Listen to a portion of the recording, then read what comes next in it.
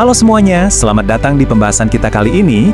Hari ini kita bakal ngobrolin sesuatu yang, sadar atau enggak, sangat dekat dengan keseharian kita. Sebuah sistem yang diam-diam selalu beroperasi di dalam diri kita setiap saat. Kita akan membedah apa yang sering disebut sebagai kompas batin, atau dalam ajaran iman Katolik, kita mengenalnya dengan istilah suara hati.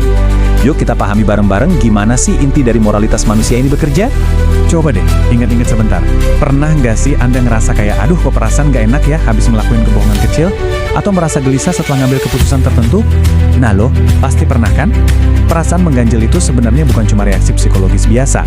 Itu adalah bukti nyata dari kompas moral yang tertanam di dalam diri kita. Dia lagi ngasih respons atas apa yang baru aja kita lakuin. Untuk memahami si kompas ini, kita punya 5 rute perjalanan. Pertama, kita bahas hakikat suara hati itu sendiri. Kedua, dasar biblis dan ajaran gerejanya. Ketiga, gimana cara kerjanya? Keempat, kenapa kok suara hati kadang bisa salah arah? Dan terakhir, gimana cara kita membinanya?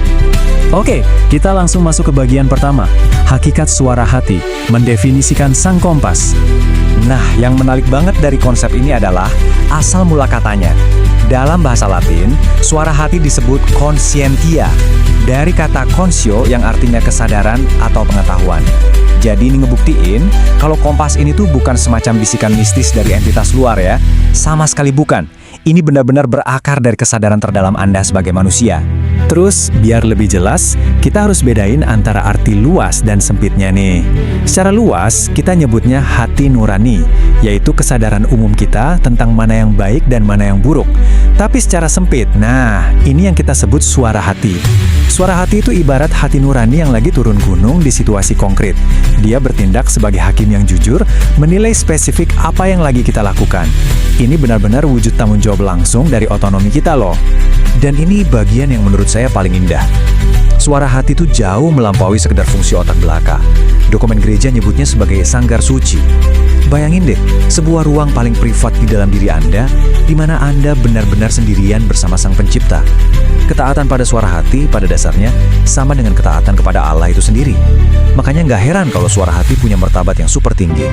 Lanjut ke bagian kedua, kita akan lihat dasar biblis dan dokumen gereja, semacam peta yang memvalidasi eksistensi Sang Kompas ini. Kalau kita buka Alkitab, Santo Paulus pernah nulis surat yang keren banget ke jemaat di Roma.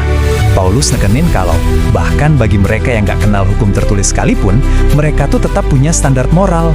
Kok bisa? Ya karena hukum itu udah diinstal langsung oleh Allah di dalam hati mereka. Pikiran dan nurani mereka lah yang otomatis bertindak ngebela atau malah nuduh setiap tindakan yang mereka ambil. Terus, kalau kita lompat ke era modern, Konsili Vatikan kedua lewat dokumen Gaudium et Spes menjembatani teks Alkitab tadi dengan sangat pas. Hukum ini tuh bukan ciptaan kita, teman-teman. Kita nggak merancangnya, kita cuma menemukannya di dalam diri kita.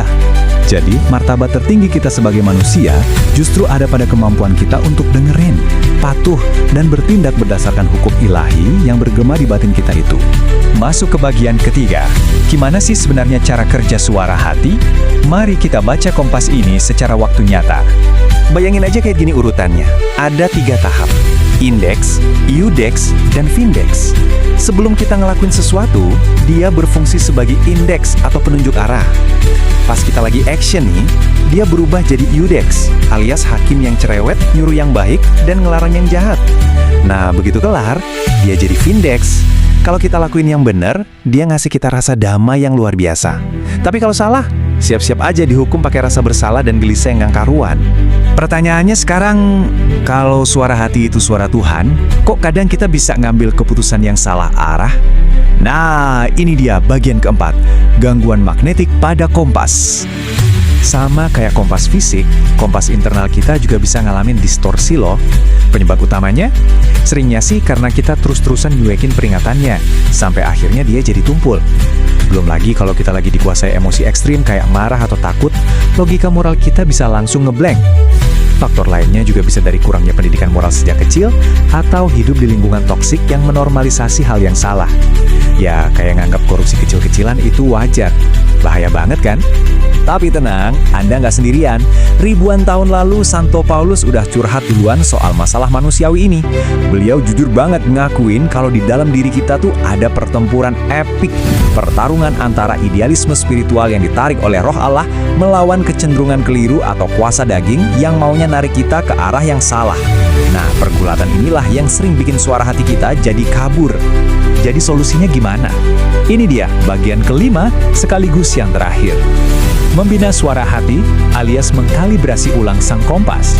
Kalau kompas kita bisa rusak, berarti kita punya kewajiban moral dong untuk aktif memperbaiki dan mengkalibrasinya. Caranya?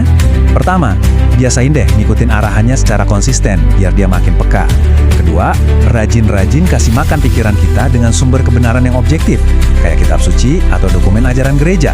Dan yang gak kalah penting, jangan ragu atau gengsi buat nanya ke orang yang lebih bijak kalau kita lagi mentok nentuin pilihan moral.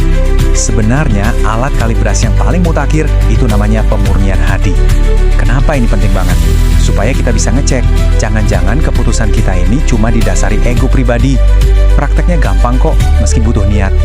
Lakukan dalam keheningan, refleksiin lagi semua tindakan kita di penghujung hari, dan selaraskan ulang niat kita lewat doa sebelum bertindak. Ingat loh, jangan pernah ngeremehin hal-hal kecil. Suara hati itu dibentuk lewat keputusan receh kita sehari-hari. Kalau hari ini kita biarin aja satu kebohongan kecil lewat tanpa ngerasa bersalah, sebenarnya scratch that. Itu sama aja kita lagi pelan-pelan ngebengkokin jarum kompas kita sendiri. Kebiasaan kecil yang dibiarin ini bakal mengeras jadi karakter, dan endingnya, sensitivitas moral kita di masa depan bakal bener-bener hancur. So, kita udah lihat betapa indahnya sekaligus betapa rentannya pusat moral kita ini. Kompas itu akan selalu ada di sana, gak pernah tidur, terus bekerja, nyuruh yang baik dan ngelarang yang jahat. Sekarang, isunya bukan lagi apakah suara itu berbicara atau enggak. Pertanyaannya adalah, mau nggak sih kita berhenti sebentar aja dari hiruk pikuk dunia dan benar-benar mendengarkannya hari ini? Sampai jumpa di pembahasan selanjutnya ya.